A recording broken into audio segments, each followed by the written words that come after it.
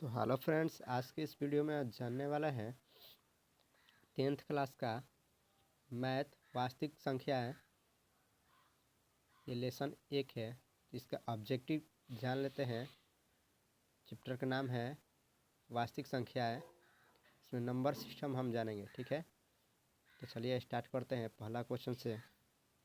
निम्नलिखित में से कौन सा अपरिमेय संख्या नहीं है? तो आपका अपरिमेय ये वाला हो जाएगा। चलिए 2 नंबर प्रश्न को देखते हैं।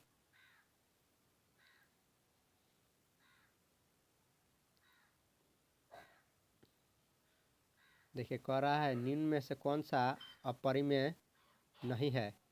तो आपका अपरिमेय जो है √60, √3, √25, √31। तो आपका √25 ये अपरिमेय नहीं है।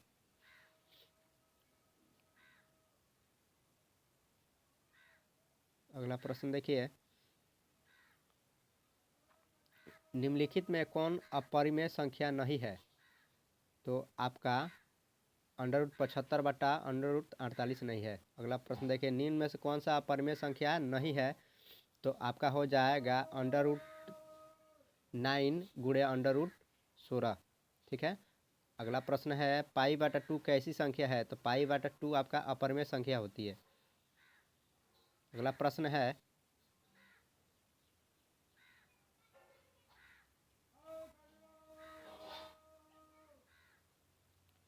देखिए, अगला प्रश्न है पाई है। तो पाई जो होता है आपका अपरिमेय संख्या होता है। अगला प्रश्न है √150 बटा 3√6 कैसी संख्या है? तो आपका परिमेय संख्या होगी। अगला प्रश्न है √5 एक संख्या है, तो आपका अपरिमेय संख्या है।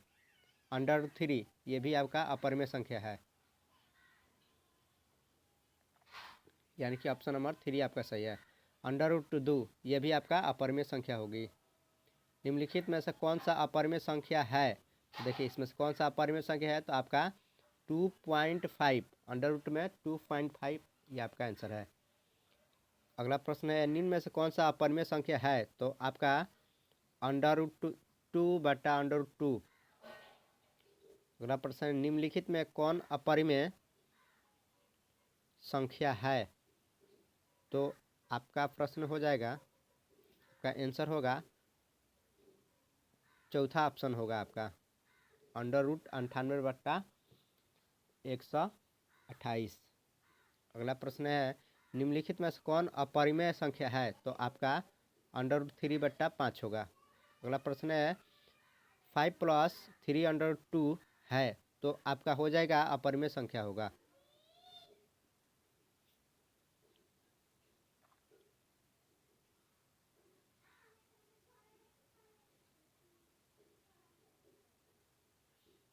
देखिए, अगला प्रश्न है 3 - √3 कैसी संख्या है? तो आपका अपरिमेय संख्या है। अगला प्रश्न निम्नलिखित में से कौन सा अपरिमेय संख्या है? तो आपका हो जाएगा 3√3 बटा 2√3 बटा √3। अगला प्रश्न है 22/7 कैसी संख्या है? तो 22/7 आपका परिमेय संख्या है। अगला प्रश्न है निम्नलिखित में कौन सा परिमेय है? तो आपका हो जाएगा √16/25। अगला प्रश्न है सबसे छोटी अभाज्य संख्या है? तो आपका सबसे छोटी अभाज्य संख्या 2 होता है। अगला प्रश्न निम्नलिखित में कौन अभाज्य संख्या है? तो आपका हो जाएगा 11 हो जाएगा आपका। अगला प्रश्न है निम्नलिखित में कौन अभाज्य संख्या है? तो आपका अभाज्य संख्या होगा 23। अगला प्रश्न है निम्नलिखित में कौन अभाज्य संख्या है? तो इसमें जो होगा आपका ये 11 हो जाएगा। अगला प्रश्न है निम्न में कौन सा अभाज्य संख्या है? इसमें भी अभाज्य बताना है, तो आपका 71 हो जाएगा। 25 नंबर प्रश्न है परिमेय संख्या 2⁻³ बटा 2⁻³ गुणे 5⁻² का दशमलव प्रसार कैसा होगा? तो आपका शांत होगा। अगला प्रश्न है निम्नलिखित परिमेय संख्याओं में किसका दशमलव प्रसार अशांत आवर्ती होता है? तो आपका 77/210।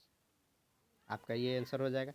अगला प्रश्न है 29/343 का दशमलव प्रसार कैसा होगा? तो आपका अशांत आवर्ती होगा। अगला प्रश्न है 6/15 का दशमलव प्रसार कैसा होगा? तो 6/15 का दशमलव प्रसार शांत होगा।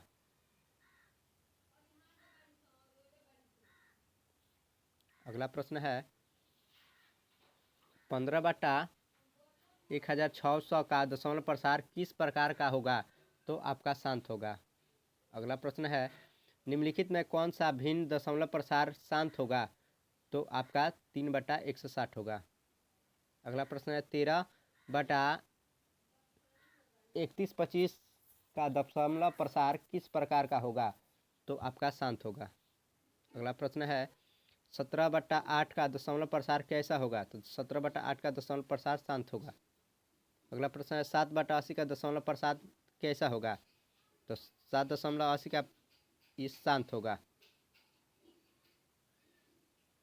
अगला प्रश्न है 7/20 का दशमलव प्रसार, तो 7/20 का ये भी शांत होगा। 17/24 का दशमलव प्रसार, तो 17/24 का दशमलव प्रसार अशांत आवर्ती होगा।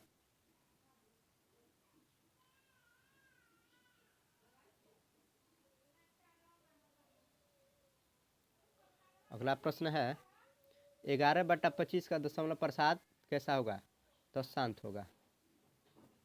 अगला प्रश्न है यदि p, 3n के रूप का हो और q 6n गुणे 5m के रूप में हो तो भिन्न p/q का दशमलव प्रसार कैसा होगा?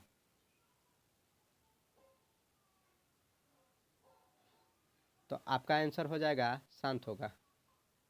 अगला प्रश्न है 0.47 के ऊपर बार, ठीक है, तो इसका बताना है मान, तो इसका मान होगा 43/90। अगला प्रश्न है दो परमेय संख्याओं के बीच अधिकतम कितनी परमेय संख्याएं हो सकती है? तो आपका अनंत हो सकता है। अगला प्रश्न है क्या सभी वास्तविक संख्याएं एक परमेय संख्या है? तो आपका नहीं। वह संख्या जिसका दशमलव प्रसार अशांत आवर्ती हो कैसी संख्या होगी? तो आपका अपरिमेय संख्या होगी। अगला प्रश्न है एक परिमेय संख्या और एक अपरिमेय संख्या का योग कैसी होती है? तो आपका होता है अपरिमेय संख्या हो जाता है। अगला प्रश्न है एक अपरिमेय संख्या और अपरिमेय संख्या का गुणनफल कैसी संख्या होती है? तो आपका हो जाएगा अपरिमेय संख्या। अगला प्रश्न है परिमेय संख्या p/q का शांत दशमलव भिन्न के प्रसारित होने की शर्त क्या है? तो आपका हो जाएगा q बराबर 2m इंटू 5n का रूप का होगा। अगला प्रश्न है 96 और 404 का मौसा होगा, तो 96 और 404 का मौसा जो होगा आपका 4 आएगा। अगला प्रश्न है 96 का अभाज्य गुणनखंड होगा, तो 96 का अभाज्य गुणनखंड 2 के पावर 5 गुणे 3 आएगा।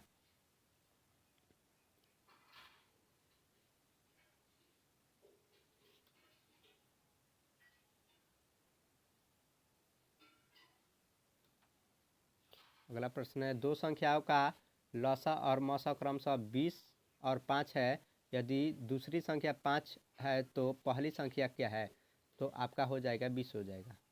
अगला प्रश्न है दो संख्याओं का मौसा 15 तथा लसा 105 है, यदि इनमें एक संख्या 5 है तो दूसरी संख्या है, तो आपका दूसरा संख्या जो होगा 315 होगा। अगला प्रश्न है यदि भाग एल्गोरिथम a बराबर BQ प्लस R में a बराबर 72, b बराबर 9, तो r का मान ज्ञात करें। तो r का मान जो होगा आपका वो 0 हो जाएगा। अगला प्रश्न है 0.1211211112 डॉट एक संख्या है जो है, तो आपका हो जाएगा अपरिमेय संख्या होगा। अगला प्रश्न है a और b सह अभाज्य कहलाते हैं यदि मौसा a इंटू b बराबर है, तो आपका 1 के बराबर होगा। निम्नलिखित में कौन सा युग्म सह अभाज्य है? तो आपका सह अभाज्य होता है 9,16 यानी 9,16। अगला प्रश्न है, दो लगातार सम संख्याओं का महत्तम समवर्तक होता है। तो महत्तम समवर्तक जो है आपका 2 हो जाएगा। अगला प्रश्न है, यदि दो संख्याओं का HCF बराबर 25 और LCM बराबर 50 हो तो संख्याओं का गुणनफल होगा। तो आपका संख्याओं का गुणनफल जो होगा 1250 होगा। अगला प्रश्न है, 0.105 का P बटा 2 n गुणे 5 m का m रूप निम्नलिखित में कौन है। तो आपका हो जाएगा 3 नंबर, यानी कि 21/2 गुणे 5 हो जाएगा। अगला प्रश्न है, निम्नलिखित में किस परिमेय संख्या का दशमलव प्रसार शांत है। तो आपका 11/160 का। अगला प्रश्न है, किसी धनात्मक पूर्णांक a और b के लिए m गुणे ल निम्नलिखित में किसके बराबर है। तो आपका हो जाएगा a इंटू b के बराबर।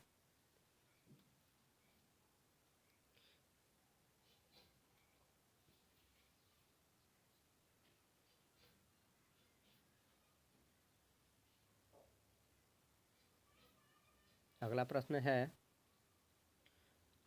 दो धन पूर्णांक a और b के लिए म गुणे ल बराबर है बटा a b है, तो इसके लिए 1 होगा।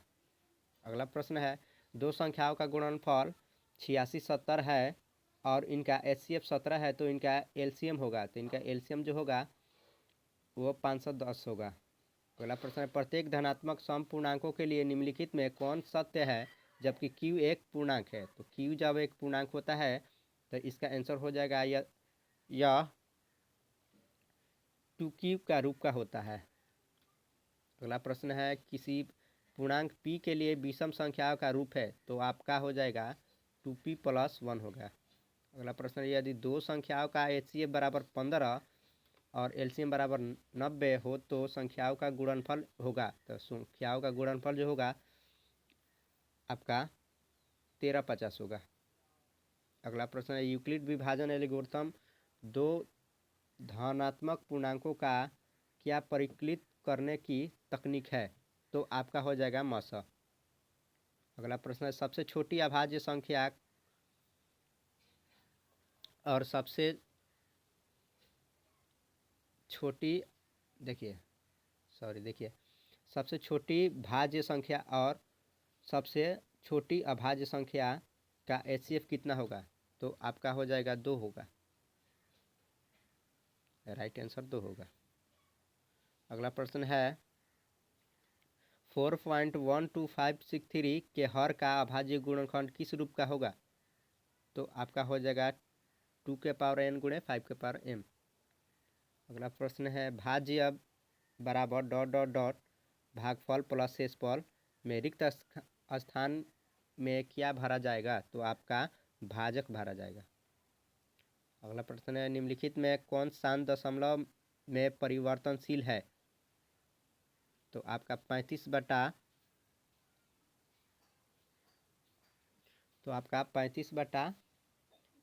हो जाएगा।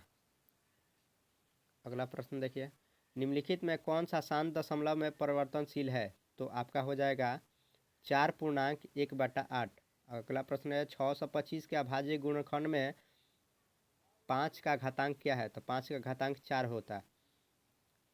ठीक है। अगला प्रश्न है, 188/220 का सरलतम रूप। तो आपका 47/55 हो जाएगा। अगला प्रश्न है, किसी खेल के मैदान के चारों ओर एक वृत्ताकार पथ है। इस मैदान का एक चक्कर लगाने में सोनिया को 18 मिनट लगते हैं जबकि इसी मैदान का एक चक्कर लगाने में रवि को 12 मिनट लगते हैं। मान लें वे दोनों एक ही स्थान और एक ही समय पर चलना आरंभ करके एक ही दिशा में चलते हैं तो कितने समय बाद वे पुनः आरंभिक स्थान पर मिलेंगे। तो आपका जो आंसर होगा 36 मिनट। यहाँ हिंट्स दिया है, आप लोग देख लेंगे। अगला प्रश्न है, वृत्ताकार पथ पर 3 धावक एक ही स्थान से दौड़ना प्रारंभ करते हैं तो एक चक्कर लगाने में क्रमशः 3 घंटे 4 घंटे तथा 8 घंटे समय लगता है। तीनों को प्रस्थान बिंदु पर पुनः मिलने में लगा समय होगा तो आपका 24 घंटे होगा। अगला प्रश्न है यदि n एक प्राकृतिक संख्या हो तो 6 के पावर n माइनस 5 के पावर n का अंतिम निम्नलिखित में किससे होगा तो आपका 1 होगा। लास्ट प्रश्न है यदि a बराबर 2 के पावर 2 गुणे 3 के पावर 2 कमा b के पावर 2 के पावर n गुणे 5 c बराबर होगा 2 के पावर 3 गुणे 2 के पावर 5 गुणे 3